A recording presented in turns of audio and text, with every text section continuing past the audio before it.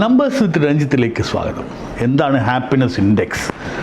അതല്ലേ കുറേ കൂടെ ബെറ്റർ മെഷർ ഒരു ഒരു ഒരു രാഷ്ട്രത്തിൻ്റെ പ്രോഗ്രസ്സിനെ പറ്റിയൊക്കെ നമ്മൾ സംസാരിക്കുമ്പോൾ നമുക്കൊരു ഹാപ്പിനെസ്, അതിൻ്റെ അതിൽ ജീവിക്കുന്ന ആളുകളുടെ ഹാപ്പിനെസ് അല്ലേ, അല്ലാതെ ഒരു പ്യുവർലി മെറ്റീരിയലിസ്റ്റിക് ആയിട്ടുള്ള ഒരു എക്കണോമിക് മെഷർ മാത്രമാണോ?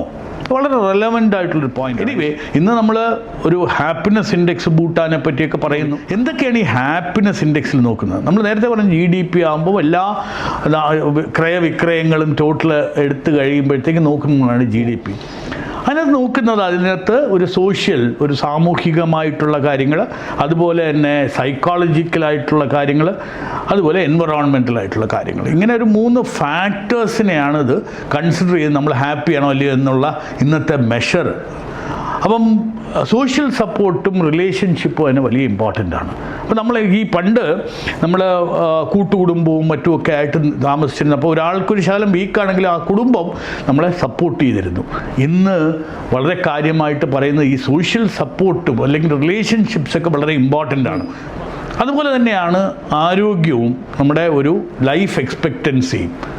120 വർഷമാണ് ഒരു മനുഷ്യായുസ് എന്ന് പറഞ്ഞുകൊണ്ടിരുന്ന ഒരു രാഷ്ട്രത്തിൽ നമുക്ക് ഇൻഡിപെൻഡൻസ് കഴിയുമ്പോൾ ഏതാണ്ട് 45-ഓ 50-ഓ ഒക്കെ വയസ്സായിരുന്നു നമ്മുടെ ലൈഫ് എക്സ്പെക്റ്റൻസി. അതുപോലെ തന്നെ നമ്മളിന്ന് പറയുന്നു ഫ്രീഡം, ഓട്ടോണമി, നമുക്ക് സ്വന്തമായിട്ട് അഭിപ്രായ സ്വാതന്ത്ര്യം പറയാൻ ഒക്കുക, നമുക്ക് ഇഷ്ടമുള്ളത് ചെയ്യാൻ തോന്നുക, ഇങ്ങനെയുള്ള കാര്യങ്ങളും ഒരു വലിയ തോതിൽ ഹാപ്പിനെസ്സിനെ കൂട്ടുന്നു എന്നാണ് പറയുന്നത്. ഒരു വർക്ക് ലൈഫ് ബാലൻസ് നമ്മൾ ഏജ് ബ്രാക്കറ്റിൽ നമുക്കുണ്ടായിരുന്നു. ഒരു ഗ്രൂപ്പ്, അതായത് ബാല്യത്തിൽ എന്ത് ചെയ്യണം, കൗമാരത്തിൽ എന്ത് ചെയ്യണം, അതുപോലെ തന്നെ കുടുംബസ്ഥനായിരിക്കും എന്ത് ചെയ്യണം, അതുപോലെ വാനപ്രസ്ഥം എത്തുന്നത് വരെ ഉള്ള കാര്യങ്ങളെ പറ്റി പറഞ്ഞു. അത് വർക്ക് ലൈഫ് ബാലൻസ് ആയിട്ടും എംപ്ലോയ്മെൻറ്റ് ക്വാളിറ്റി ആയിട്ടും മറ്റുമൊക്കെയാണെന്ന് ഒരു ഗ്രേഡ് ചെയ്യപ്പെടുന്നത്.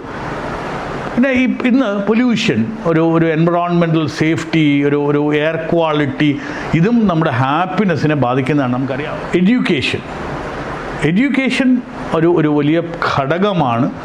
വിദ്യാഭ്യാസവും അതുപോലെ തന്നെ ഒരു എംപ്ലോയ്മെൻറ്റ് അല്ലെങ്കിൽ ആക്സസ് ടു ഓപ്പർച്യൂണിറ്റീസ് എന്നാണ് പറയുന്നത്. നമുക്ക് എന്തെല്ലാം സാധ്യതകളുണ്ട് അവിടെയൊക്കെ നമുക്ക് എത്തിപ്പെടാൻ പറ്റുന്നത് ഒരു കമ്പണൻ്റാണ് ഈ ഹാപ്പിനെസ് കൊണ്ടുവരാനായിട്ട്.